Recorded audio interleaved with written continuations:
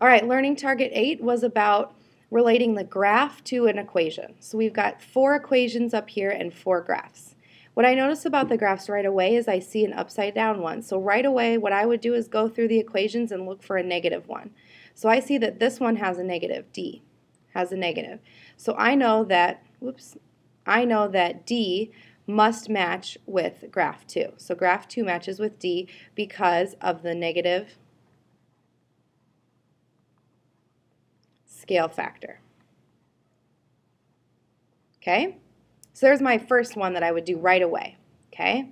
Now from there, I'm going to look for a few things. So I know that this one's done. So let's start with this one. Start with A. A, I know that it's in general form, which means I can see the y-intercept. So I'm going to look for one that looks like it has a positive y-intercept. So I look at the rest of the graphs that are left over. I know I'm done with 2. And I see that this one has a positive y-intercept, and this one has a positive y-intercept, and this one does not. So I know it can't be 4 that matches with letter A. And I know it could be between 1 and 3. So I'm going to go on to the next one because I'm not sure about that one yet. So let's look at letter B.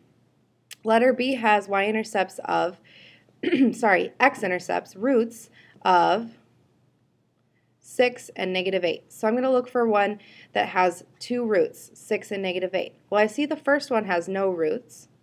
I see the third one has 2 positive roots. So I know that B has to be the fourth one because it's the only one left that has roots at 6 and negative 8. Okay, so that one's done. All right, so now I'm left between C and A and graphs 1 and 3. So let's look at C.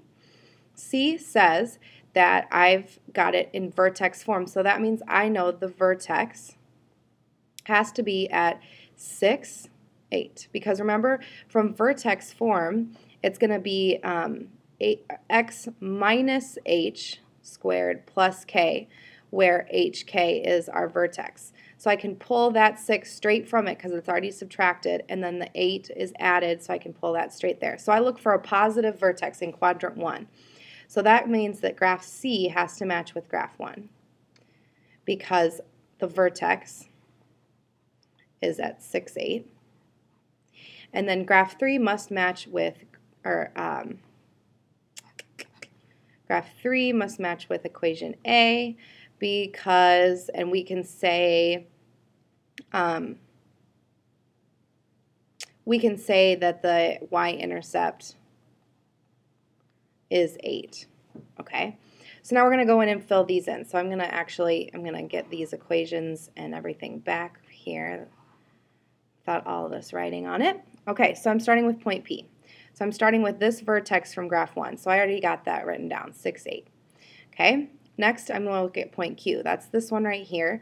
This is graph 2, which is this equation. Okay, so I'm looking at the negative root. Okay, so when I look at these 2 roots, I look for the negative one. Okay, I also can see it's the bigger number because this root is further away from the 0 than this one is. So I know that it must be negative 8, 0. Okay, now I look at point R. Point R matches with this equation, x squared minus 6x plus 8. And I see that point R is one of the roots. I know I must change this into factored form to be able to see the roots. So what I'm going to do is I'm going to factor this equation. So I see that to get something that adds to 8 and subtracts to 6, I must have 2 negatives, or multiplies to 8 and adds to 6. So let's see, that must be minus 4 and minus 2. Okay, so that means that my roots here are positive 2 and positive 4, and R is the bigger one, so that means R must be at 4, 0. Okay. Last one, I'm looking for the y-intercept. I know that graph 4 goes with this equation, x minus 6 times x minus 8. And I see that point S, they're looking for the y-intercept. That means I need to change this equation into general form. So I need to FOIL. So I'm going to get x squared minus 6x minus 8x plus 48. And I don't even have to worry about this first part. I'm just interested in this last part. Okay. Oops, it's a plus 8, so let me just fix that really quick.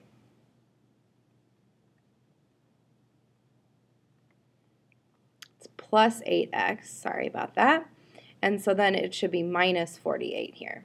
Okay, so this is the part I'm interested in because this is the y-intercept. So that means that my point must be 0, negative 48.